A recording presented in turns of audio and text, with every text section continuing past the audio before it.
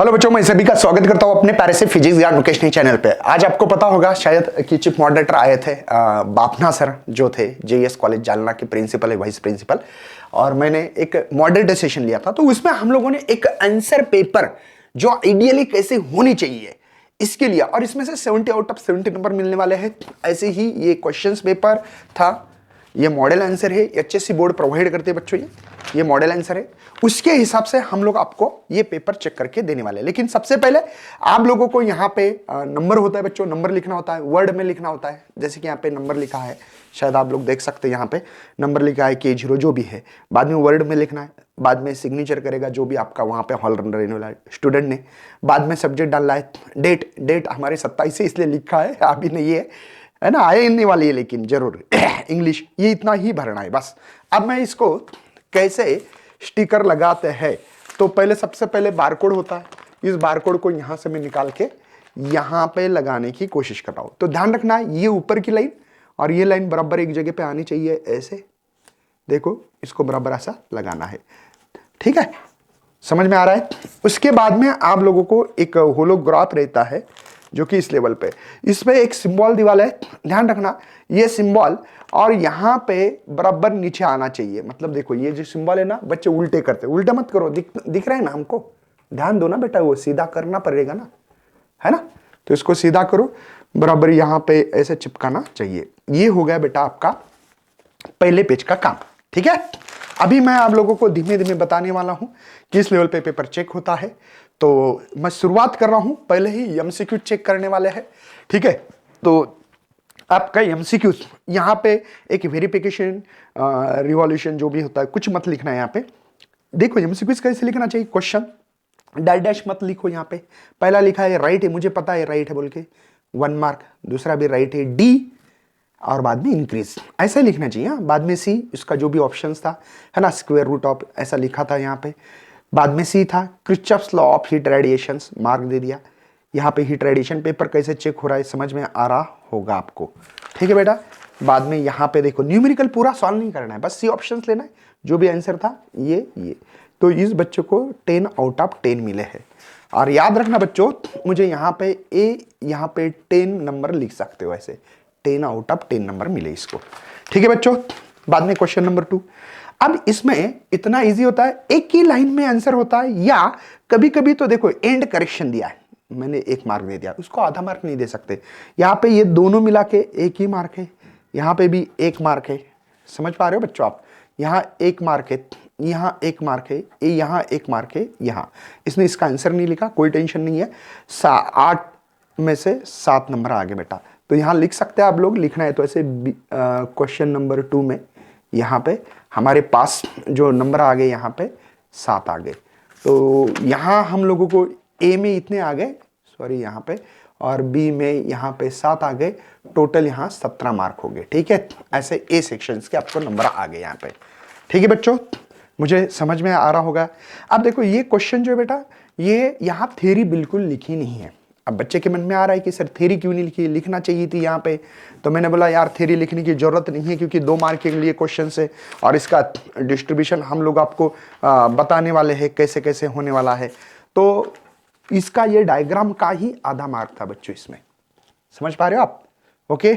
बाद में ये EDS इसका आधा मार्क था, बाद में यहाँ पे लीनियर डेंसिटी लिखी आधा मार्क, फाइनल आंसर आधा मार्क, ऐसे करते करते 2 मार्क के क्वेश्चन था ये, आप समझ रहे हो, ओके।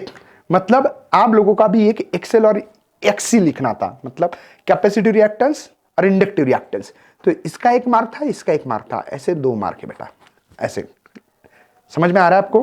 तो आप लोगों को सिंपल हमको यह बताना है कि मैं पूरा पेपर तो चेक करके देने के लिए समय लगेगा, शायद मुझे क्या बताना है ये समझ में आएगा।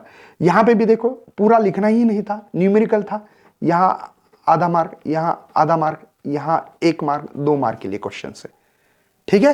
तो सिंपल चीजें पता करना पड़ेगी आपको, नहीं तो बहुत भारी हो सकता है।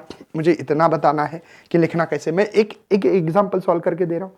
फार्मूला, गिवन डेटा पुट किया, आधा मार्क, आंसर और प्रॉपर यूनिट देखो, ये answer I is equal to चाहिए था, और प्रॉपर यूनिट 1 मार्क, तो 2 मार्क का क्वेश्चन है।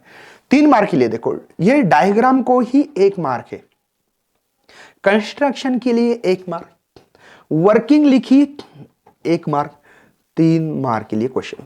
मुझे बताओ बच्चों, क्या इसमें बहुत बड़ा लिखने से, आपके टेक्स्ट बुक अगर चेक करोगे ना तो बहुत लिखा है, इतना लिखना नहीं है। ओके, 3 मार्क कैसे आता है?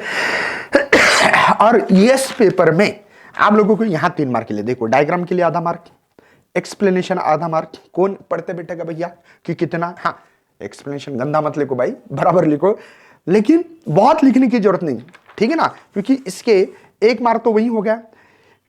यहां पे आपके लिए जो पीरियड निकालना था, पीरियड का फार्मूला पता होना चाहिए। अब यहां पे तो एक आधा मार्क फिक्स हो गया।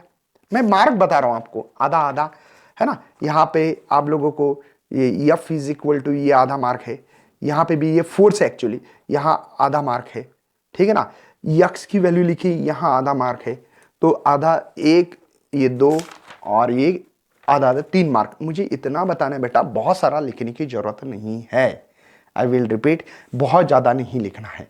तो शायद इस पेपर में आप देख पा रहे हो कि कितना सिस्टमेटिक लिखा है, बिना काम की चीजें कवर नहीं की है, बिना काम का बिल्कुल कुछ लिखा नहीं है इसमें। आप लोगों को जितना चाहिए उतना ही लिखना था और वही लिख के आपके सामने प्रेजेंट किया। मुझे इतना दिखाना है बच्चों कि यहाँ पे आपके सामने ये पेपर अगर मैं रख दूं तो आपको समझ में आ रहा है। 17 पेज नंबर ये 17 दिख रहा है यहाँ पे, और लिखा कहाँ से? 3 पेज नंबर से लिखा है। तो टोटल कितना रखा है? तो भाई 15 पेजेस। 15 पेजेस में ये पेपर अगर मैं चेक करके दे दूं पूरा, आप भी पूरा चेक करना पॉसिबल नहीं। हाँ, एक क्वेश्चन ऐसा भी सॉल्व करके दे रहा हूं, देखो इसमें स्ट्रीमलाइन और न्यूमेरिकल, मतलब 2 मार्क का थ्योरी थी, ठीक है, और ये 2 मार्क का न्यूमेरिकल था बच्चों, राइट। यहां पे 1 मार्क 1 2 हो गए बेटा। एक्चुअली इसका आधा मार्क, इसका आधा मार्क, 1 मार्क, 2 ही पॉइंट लिखा, 2 मार्क दिया। यहां फार्मूला वैल्यू पुट की, आंसर विथ प्रॉपर यूनिट। हाँ सर, सॉरी 1 मार्क है, आंसर भी है और यूनिट भी है यहाँ पे देखो, तो ये 4 मार्क आ गए। तो डी सेशन का एक क्वेश्चन मैंने जानबूझकर चेक करके दिया। 4 मार्क के लिए बहुत लिखना नहीं है। कितना लिखोगे?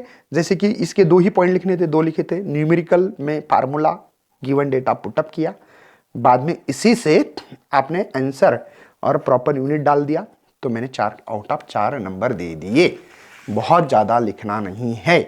आई विल रिपीट, ठीक है। यहाँ पे भी वैसे ही था, इसके लिए 1 मार्क था, इसके लिए 1 मार्क था।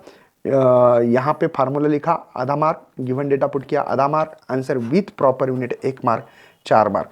मतलब आप सोच पा रहे होंगे कि ज्यादा लिखना नहीं है। वेव फ्रंट है ना, फ्रेम ऑफ डिफ्रैक्शन डेफिनेशन से मैंने लिख दिया भैया, 1 मार्क इसको, 1 मार्क इसको, तो 4 मार्क का भी क्वेश्चन रहा। ज्यादा लिखना अलाउ नहीं है। ये चीफ मॉडरेटर बापना सर और मैं दोनों मिला के इस पेपर को देखा गया, पहले सोचा गया। यहां पे भी देखो, isothermal process 1 mark, adiabatic process को 1 मार्क, फार्मूला आधा मार्क, वैल्यू पुटअप की बच्चों इन्होंने आधा mark, answer with proper unit लिखा 1 मार्क, 4 मार्क। मतलब बहुत लिखना नहीं है। तो उम्मीद करते बेटा, अगर आपको आउट ऑफ नंबर चाहिए, कितना सिस्टमेटिक पेपर लिखा है आप देख सकते हो। अभी पूरा पेपर चेक करूं तो शायद आधा घंटा लगेगा। ये वीडियो ज़्यादा बड़ा नहीं होना चाहिए, इसीलिए मैं ये कर रहा हूं। तो उम्मीद करते हैं ये पेपर आपको मिल जाएगा। मुझे इतना बताना है भाई कि बिना काम की चीजें मत करो, ठीक है। नंबर मिलना आपके मालूमात के लिए, गिन के 2.5 घंटे में पेपर लिख सकते हो सिस्टमेटिक लिखोगे तो। अगर ये वीडियो पसंद आए तो शेयर करना, लाइक करना, न्यू है तो चैनल को सब्सक्राइब करना, क्योंकि शायद आपको ऐसा सेशन चाहिए तो बापना सर को बुला के और एक सेशन ले सकते हैं। तो चलो मिलते हैं, bye bye bye bye bye bye, and thanks for watching this video and best luck for your study.